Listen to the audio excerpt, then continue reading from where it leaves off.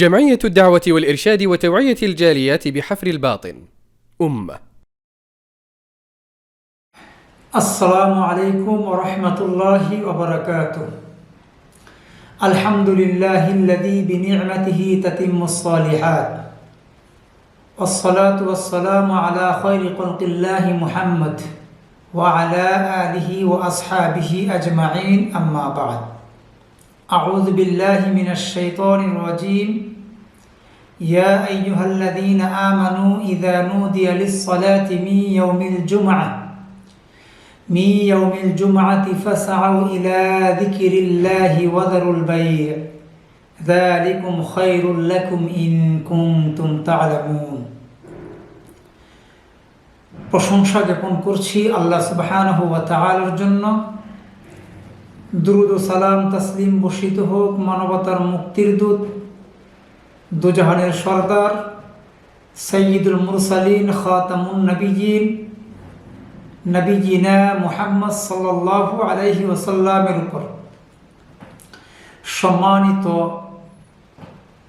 শ্রোতা মণ্ডলী, দিনী ভাই ও বোনেরা, আজকে আপনাদের সামনে যে বিষয়টি নিয়ে কথা বলবো সেটা হলো জুমার দিনের আদব ও সুন্নাহ সংক্রান্ত বিষয় নিয়ে। এই পৃথিবীতে আল্লাহ সুবহানাহু ওয়া তাআলা আমাদেরকে 7 দিন দিয়েছেন। এই 7 দিনের মধ্যে সবচেয়ে উৎকৃষ্ট দিন হলো ইয়াউমুল জুমআহ। জুমার দিনের কিছু মহত্ব রয়েছে, ফজিলত রয়েছে, আদব রয়েছে। আজকে আমরা জুমার দিনের আদব সুনান কিছু সম্পর্কে আলোকপাত করব। প্রথমত, আল্লাহ সুবহানাহু ওয়া তাআলা মহাগ্রন্থ আল কোরআনে সূরাতুল জুমআর 9 নম্বর আয়াত আল্লাহ বলছেন, হে ঈমানদার গণেরা, ইযা নুদিয়া লিস-সালাতি মিন ইয়াউমিল জুমআহ, যখন সালাতের জন্য, জুমার নামাজের জন্য আহ্বান করা হয়, তখন তোমরা আল্লাহর জিকিরের জন্য ধাবিত হও। ফাসাউ ইলা যিকিরিল্লাহ ওয়া যারুল বাই', এবং ক্রয় বিক্রয় ত্যাগ করো। আর এটা তোমাদের জন্য শ্রেষ্ঠ বা শ্রেয় হবে যদি তোমরা বুঝো বা উপলব্ধি করতে পারো। এখানে একটা গুরুত্ব আল্লাহ রাব্বুল আলামিন বুঝিয়েছেন জুমার দিনের জন্য। আর হাদিসে আল্লাহ রাসূল সাল্লাল্লাহু আলাইহি ওয়াসাল্লাম একাধিক আদব শিষ্টাচার জুমার দিনের বর্ণনা করেছেন। এর ভিতরে প্রথম হলো, আমরা প্রথমে জানব যে জুমার দিনটা কখন থেকে শুরু হয়। বৃহস্পতিবার সূর্য যখন ডুবে যাবে তখন থেকেই জুমার কাজ আরম্ভ হয়। তখন আল্লাহ রাসূল সাল্লাল্লাহু আলাইহি সাল্লামের নাম্বার 1 আদব, যেটা শিষ্টাচার বলি আর সুন্নাত বলি, যেটাই বলি না কেন, প্রথম হলো আল ইকসার, আল্লাহর নবীর উপর বেশি বেশি দুরূদ পাঠ করা। আল্লাহর নবী সাল্লাল্লাহু আলাইহি ওয়াসাল্লাম একটা হাদিসে বলেছেন, ইন্না মিন আফদালি আইয়ামিকুম ইয়াউমাল জুমআহ, জুমার দিন শ্রেষ্ঠ দিন। এই দিনে আল্লাহ রাব্বুল আলামিন হযরতে আদমকে সৃষ্টি করেছেন এবং ওই দিনে আদমে মৃত্যুবরণ করেছেন। ওই দিনে ফুৎকার দেওয়া হবে, বিভিন্ন হাদিসের ভাষায় রয়েছে। এই জন্য আল্লাহর নবী সাল্লাল্লাহু আলাইহি ওয়াসাল্লাম আমাদেরকে বলেছেন, ফাকসিরু আলাইয়া মিনাস সালাহ, ওই দিন আমার উপর তোমরা বেশি বেশি দুরূদ পাঠ করো। কারণ ফাইন্না সালাতাকুম মা'রুযাতুন আলাই, যখন তোমরা দুরূদ পাঠ করবে এই দুরূদটা আমার উপর পেশ করা হবে। সাহাবীরা বললেন, ইয়া রাসূলুল্লাহ, কাইফা তু'রাদু সালাতুনা আলাই, কিভাবে আপনার উপর দুরূদ পেশ করা হবে? আপনি তো কদ আরিমতা, আপনি তো মোরে গুলে পৌঁছে যাবেন। আল্লাহর নবী হযরতে মুহাম্মদুর রাসূলুল্লাহ সাল্লাল্লাহু আলাইহি ওয়াসাল্লাম তিনি বললেন, যে ইন্নাল্লাহা হাররামা, আল্লাহ রাব্বুল আলামিন হাররামা আলাল আরদি আজসাদাল আম্বিয়া, যে নবীদের দেহ বা বডি আল্লাহ রাব্বুল আলামিন জমিনের জন্য হারাম করে দিয়েছেন। আল্লাহর নবী আমাদেরকে বলেছেন যে মান সাল্লা আলাইয়া সালাতান ওয়াহিদাতান সাল্লাল্লাহু আলাইহি বিহা আশারা, যে ব্যক্তি আমার উপর একবার দুরূদ পাঠ করবে আল্লাহ রাব্বুল আলামিন ওই ব্যক্তির উপর 10 বার রহমত বর্ষণ করবেন। সুবহানাল্লাহ। 2 নম্বর হলো জুমার দিন সকালে ফজরের সালাত একটা আদব রয়েছে বা সুন্নাহ রয়েছে। ফজরের সালাতে প্রথম রাকাতে সূরাতুস সিজদা পাঠ করতে হবে, তেলাওয়াত করতে হবে। আলিফ লাম মিম তানজিলুল কিতাবি লা রাইবা ফীহি মির রাব্বিল আলামিন, এই সূরা সিজদা প্রথম রাকাতে। দ্বিতীয় রাকাতে সূরাতুল ইনসান, যে সূরাকে আমরা সূরাতুদ দাহার বলে অবহিত করি বা আমরা জানি, হাল আতা আলাল ইনসানি হিনুম মিনাদ দাহরি লাম ইয়াকুন শাইআম মাযকুরা, এই সূরাটি। 3 নম্বর হলো আল ইগতিসাল ইয়াউমাল জুমআ, জুমার দিনে গোসল করা। আল্লাহ রাসূল সাল্লাল্লাহু আলাইহি সাল্লামের হাদিস, আল গুসলু ইয়াউমাল জুমআতি ওয়াজিবুন আলা কুল্লি মুহতালিম। অন্য একটি রওয়ায়াতে আছে ইদা জাআতুকুমুল জুমআ ফালইয়াগতাসিল। এই 2টি হাদিসকে কেন্দ্র করে আরো অনেক হাদিস রয়েছে। বিশেষ করে এই 2টি হাদিসকে কেন্দ্র করে বাযুল উলামা, কিছু আলেম, তারা বলেছেন জুমার দিন গোসল করা ওয়াজিব। আবার কিছু আলেমরা বলেছেন জুমার দিনে গোসল করা সুন্নতে মুআক্কাদা। যাই হোক, সুন্নতে মুআক্কাদা হোক, যেহেতু একটা গুরুত্ব রয়েছে, এই জন্য আমাদের প্রত্যেকটা মানুষের উচিত হবে জুমার দিনে গোসল করা। আমি যদি গোসল বা আপনি যদি গোসল না করেন, আপনার শরীর থেকে দুর্গন্ধ আসতে পারে, যেটা আপনি উপলব্ধি করতে পারবো না। যার জন্য আল্লাহ নবী সাল্লাল্লাহু আলাইহি সাল্লাম আমাদেরকে এই নির্দেশিত পন্থাটি বাতিয়ে দিয়েছেন, অন্তত জুমার দিন শ্রেষ্ঠ দিন হিসাবে জুমার দিনে গোসল যেন আমরা আবশ্যকভাবে গোসল করি। 3 নম্বর হলো জুমার দিনে প্রত্যেকটা মানুষের সাধ্য অনুযায়ী জাইদ মানে তেল, আতর, সুগন্ধি এগুলা লাগানো। 4 নম্বর হলো মিসওয়াক করা। মিসওয়াক করা আল্লাহর নবী জিনা মুহাম্মদ সাল্লাল্লাহু আলাইহি ওয়াসাল্লাম আমাদেরকে নির্দেশিত দিয়েছেন যে জুমার দিন মিসওয়াক করা। বিশেষ করে প্রত্যেকটা সালাতের বা উজুর পূর্বে আল্লাহ রাসূল আমাদেরকে আবশ্যক করে দেন নাই। যদি আবশ্যক করে দিতেন আমাদের জন্য অনেক কষ্ট হয়ে যেত।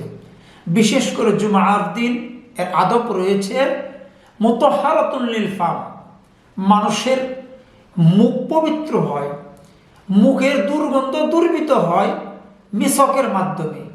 ওমারযাতুন লির রব, এবং আল্লাহ সুবহানাহু ওয়া তাআলা সান্নিধ্য অর্জন করা যায়, লাভ করা যায়। এই জন্য আল্লাহ রাসূল সাল্লাল্লাহু আলাইহি ওয়াসাল্লাম আমাদেরকে বলছেন জুমার দিন তোমরা কি করো, মিসওয়াক করবে। তারপরে 4 নম্বর হলো সুন্দর উত্তম পোশাক পরিধান করা।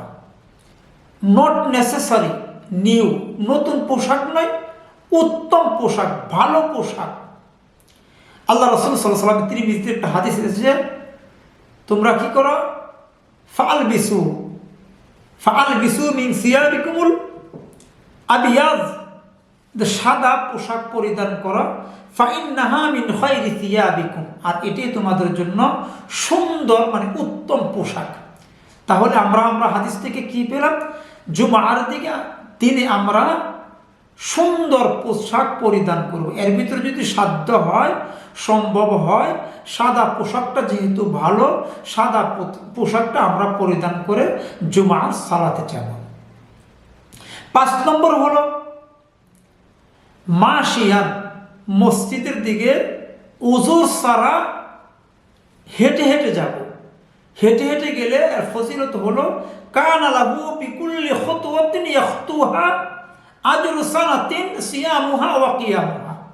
আল্লাহ রাসূল বলছেন কোনো মানুষ যদি জুমার সালাতে হেঁটে হেঁটে যায়, বর্তমানে অনেক কিছু যানবাহন রয়েছে, যানবাহনে যাওয়া জায়েজ রয়েছে, তারপরে যদি মানুষ হেঁটে যায়, প্রত্যেকটা কদমে কদমে তার জন্য এমন নেকি রয়েছে, 1 বছর সিয়াম এবং 1 বছর কিয়াম করলে যতটুকু সব হবে, আল্লাহ সুবহানাহু ওয়া তাআলা ওই ব্যক্তির আমল নামায় ততটুকু সব দান করবে। সুবহানাল্লাহ।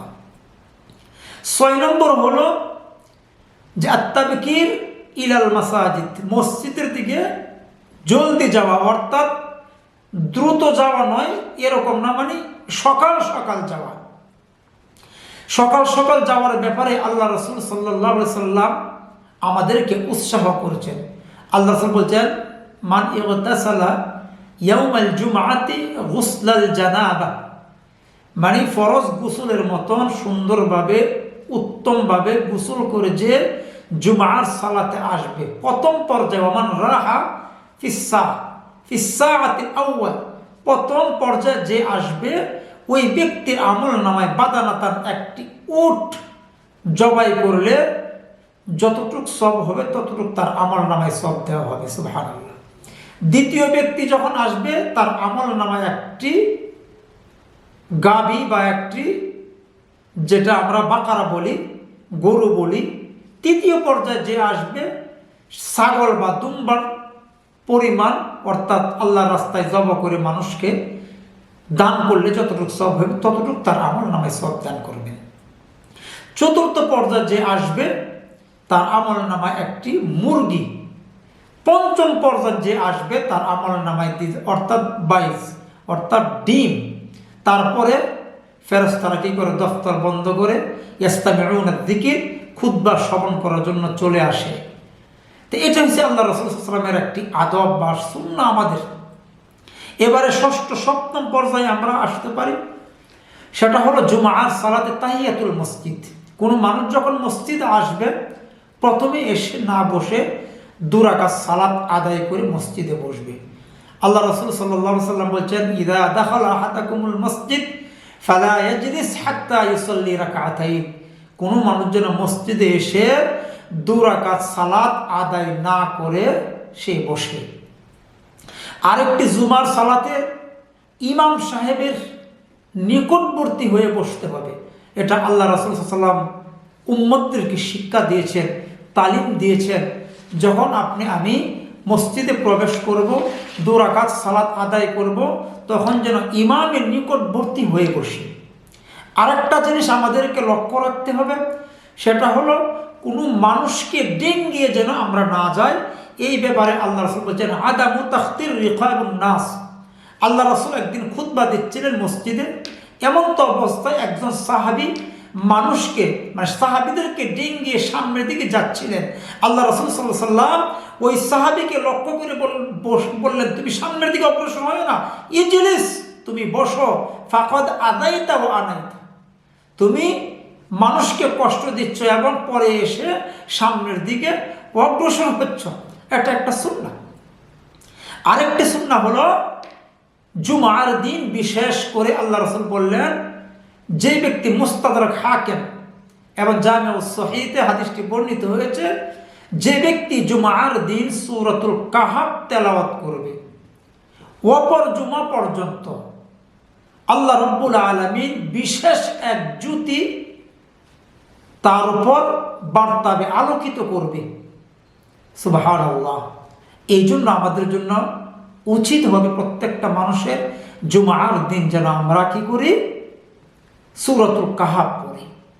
জুমার দিকের আরেকটা আদব হলো দোয়া করা, আল্লাহ রাব্বুল আলামিনের নিকট দোয়া প্রার্থনা করা। কারণ হিয়া আখির সাআতিন নাহার, দোয়ার সময়ের ব্যাপারে ইখতিলাফ রয়েছে।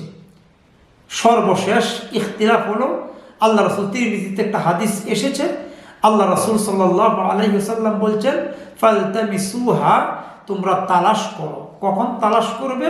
সেটা হলো আখির সাআহ হিয়া আসর, বাদাল আসর, অর্থাৎ আল্লাহু আযজা ওয়া জাল্লা আল্লাহ ভালো জানেন, মাগরিবের অন্তত আধা ঘন্টা পূর্বে বাদাল আসর, এই সময়ের ভিতরে আল্লাহ রাসূল সাল্লাল্লাহু আলাইহি সাল্লাম বলছেন তোমরা দোয়া অনুসন্ধান করো, অর্থাৎ দোয়া করো।